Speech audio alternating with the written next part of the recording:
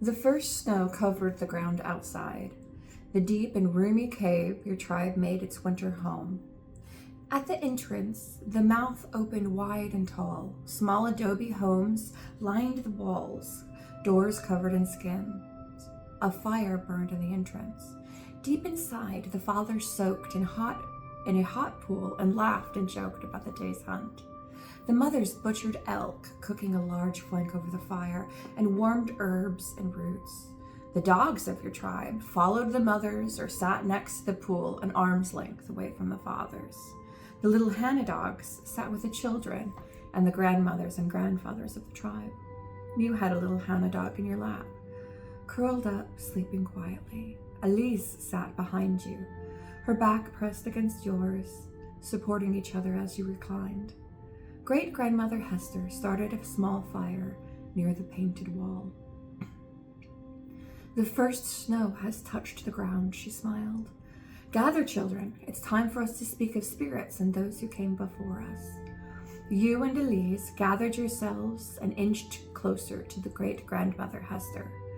Children and small dogs piled at her feet. When your grandfather's grandfather left the desert, the world below, and came to the mountains, it was to escape famine. The first tribe climbed the mountains looking for water. They ate moss, bark, and grass. Hester paused and let the children react, and the elders cough and spit. Then she began again. They knew they were starving. Grandfather Wolf knew as well. Hester lifted a torch from the fire and held it in front of the first wall painting. The fire made the old wolf's fur seem to move as if in the wind. Old Hester, Elise began, was Grandfather Wolf always a grandfather? A fair question, you thought, but Elder Hester was only half answering, saying, even when the first tribe was new, Grandfather Wolf was old. Grandfather Wolf did not know if the first tribe was worth helping, so he watched from a distance. Elder Hester moved the torch to the image of a huddled group pointing up at the wolf. The first tribe noticed. Almost every key point in the story had a small picture that the elder brought light to as she spoke. Summer in the mountains gave the first tribe berries and roots. They watched Grandfather Wolf hunt rabbits and squirrels. The first tribe learned to work together like Grandfather's wolf tribe did. Grandfather Wolf watched how mothers and fathers gave as much food as they could spare to their children. Even though the first tribe was always hungry, they never failed to spare a morsel of meat to Grandfather Wolf. So Grandfather Wolf grew to love the tribe. He watched over them and blessed their hunts. Grandfather Wolf led the tribe to the mountain elk and taught them how a frightened mountain sheep could take a leap it could not make and fall. For years, the people below suffered from famine and drought, but the first tribe and the wolf tribe were safe and happy. The first tribe became better hunters. They learned the mountains and always shared their bounty with the wolf tribe, and the two tribes became friends. Then, one year, the rain returned to the people below, but as it rained below, it snowed on the first tribe. The snow fell in a great blizzard. The world turned white, and the first tribe huddled together, afraid of the cold and wind.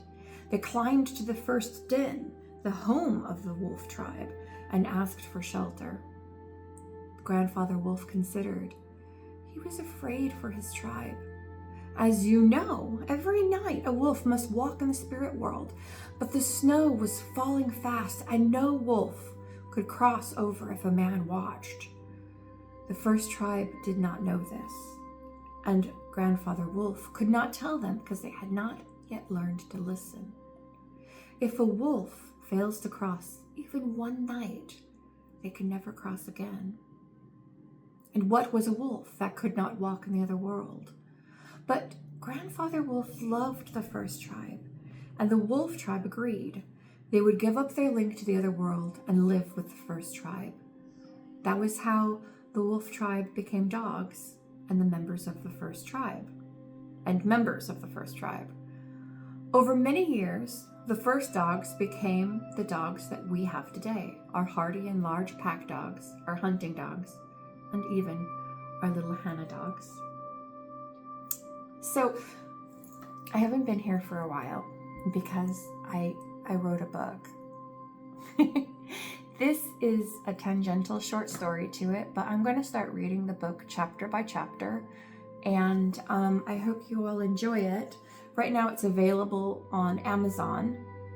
It's called The Children of the Guild, and this is a short story from that world. And I'll put a link to my Kindle and my Amazon if you want to buy a hard copy directly from Amazon. I'm getting 200 copies so that you can order them for me, and that way I get more money, but I don't really care. If you want to read it, that would be wonderful. Leave me a comment below. Bye-bye.